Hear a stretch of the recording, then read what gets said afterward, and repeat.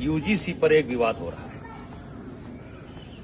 और यूजीसी का विवाद यहां से शुरू होता है कि सरकार पढ़ने वाले बच्चों के बीच में जो सबड़ बच्चों के द्वारा कभी कोई घटना घट जाती है उसको लेकर के दलित और ओबीसी बच्चों के संरक्षण के लिए एक कानून लेकर के आई है, जिसके कारण बड़ी भ्रामक स्थिति हो गई है और आज देश में बड़े पैमाने पर विरोध हो रहा है। ये मेरे सामने कुछ बच्चे हैं, इसमें हमारे भी बच्चे हैं और दलित समाज और पिछड़े समाज लगभग हर समाज के बच्चे हैं। ये रोज साथ में खेलते हैं। कितने दिन से तुम लोग साथ में खेल रहे हो? 5 साल से ये बच्चे डेली शाम को आते हैं और खेलते हैं। फिर इनको कोई नाश्ता पानी? हाँ, जैसे लड्डू मिठाई चाय आम मटर सीजनल, यानी जो घर पर रहता है वो ये लोग साथ में बैठ करके ये नाश्ता करते हैं। ये कोई कानून के तहत नहीं कर रहे हैं, ये कानून के बंदिश से नहीं खेल रहे हैं। ये हमारी सनातन की परंपरा रही है, हमारे नस नस में है। पंडित दीनदयाल जी ने कहा था कि जो नीचे हैं उनको ऊपर लाना है और यही हमारी सनातन परंपरा है, यही हमारी सवर्ण परंपरा है कि जो नीचे हैं उनके साथ भेदभाव न करना, ऊपर लेकर के आना। इसका मिसाल ये किसी कानून के तहत नहीं हो रहा है। और आज मैं सरकार से कहना चाह रहा हूं कि समाज कैसे चलता है, ये ऑफिस में बैठ करके समाज को नहीं चलाया जा सकता है। समाज को चलाना है तो गांव आइए और गांव में देखिए कि बिना भेदभाव के, बिना किसी जातीय रंग के एक साथ बच्चे खेलते हैं। कोई बच्चा किसी की जात नहीं पूछता है। क्या आप चाहते हैं कि भविष्य में इस घर के अंदर एंट्री दी जाए तो ओबीसी को न दी जाए? क्या आप चाहते हैं इस घर में एंट्री दी जाए तो दलित को न दी जाए? क्या आप चाहते हैं ऐसा आप माहौल खड़ा कर रहे हैं? तो आपसे हाथ जोड़ करके विनती है, इस मामले को वापस लीजिए। और मैं अपील करना चाहता हूं, सवर्ण समाज से अपील करना चाहता हूं कि इसमें संपर्क करिए ओबीसी के लोगों से। ओबीसी समाज के जो समझदार लोग हैं उनसे संपर्क करने की जरूरत है। जो दलित समाज के समझदार बच्चे हैं उनसे संपर्क करने की जरूरत है और उनसे इसका विरोध कराना है, क्योंकि गांव में हम एक साथ रहते हैं।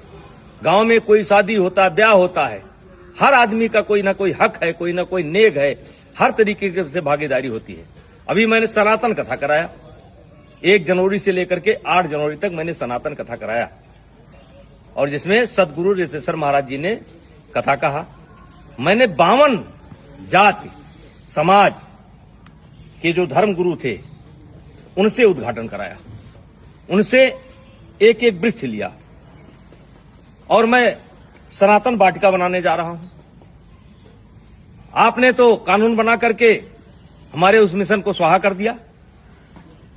आकर के आइए, हम आपको दिखाते हैं कि कौन सा समाज ऐसा है जिसने उस कथा में भागीदारी नहीं की है और सहयोग नहीं किया है।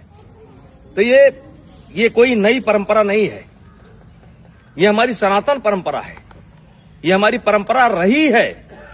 इसमें कानून की कोई जरूरत नहीं है। हाँ, कोई बच्चा गलती करता है जो क्षमा करने योग्य नहीं है तो उसको आप सजा दीजिए। यदा कदा घटनाएं घट जाती हैं, सजा दीजिए, उसमें कोई विरोध नहीं है। लेकिन ये जो कानून है ये समाज में टकराव पैदा करेगा और इसीलिए आज कई दिन से मेरे ऊपर दबाव पड़ रहा था, बोलो बोलो बोलो। हमने कहा हम गांव में जाकर के बोलेंगे। ये बच्चों को मैंने जानबूझ करके इकट्ठा नहीं किया है, इसमें हर जात समाज के बच्चे हैं और एक रोज की बात नहीं, रोज खेलते हैं। और ऐसा केवल यही नहीं है, हर गांव में है।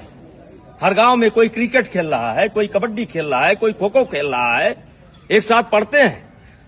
वैसे भी इसके पहले आपने कानून बनाए, दलितों के ऊपर अत्याचार ना हो इसके लिए कानून बनाए। क्या दलितों के ऊपर अत्याचार रुक गया? महिलाओं के साथ अत्याचार ना हो उसके लिए कानून बनाए आप, क्या वो रुक गया? दहेज के नाम पर कानून बनाए आप, क्या वो रुक गया? रुका नहीं। दुरुपयोग ज्यादा होता है। जहां ऐसे कानूनों की समीक्षा की बात होनी चाहिए, अब पता नहीं किस मंशा से अधिकारी बैठ करके ऑफिसों में निर्णय ले लेते हैं। अब वो चाहते हैं कि ये बच्चे अगर दोस्ती करें तो जात देख करके करें, वर्ग देख करके करें। तो मैं इस कानून के पूर्णतः विरोध में हूं। अगर जरूरत पड़ेगी तो आंदोलन होगा, लेकिन आंदोलन में केवल क्षत्रिय नहीं होंगे, सनातन धर्म के मानने वाले सब होंगे, दलित भी होंगे, पिछड़े भी होंगे।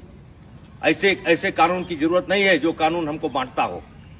ऐसे कानून की जरूरत नहीं है। तो कृपया हाथ जोड़ करके विनती है, मैं बहुत छोटा आदमी हूं, मैं जानता हूं कि इसका असर पता नहीं आप पर पड़े कि न पड़े, लेकिन ये गांव ऐसे नहीं चलता है।